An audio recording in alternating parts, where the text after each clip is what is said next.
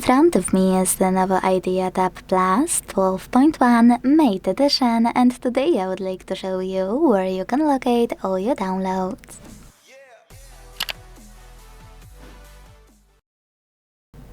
First of all, you need to find an app called Files that's already on your Lenovo and click on it.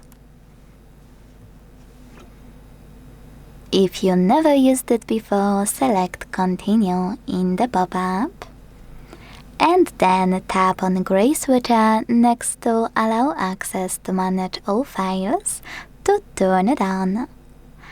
After that, just click on Downloads category and enjoy having all of your downloads in one place. Now my favorite part. To open one, click on it on the left. And to manage one, click on those three dots on the right. Then pick whatever you want to from the pop-up. Thanks so much for watching. If you enjoyed this video, leave a like, comment and subscribe. Bye!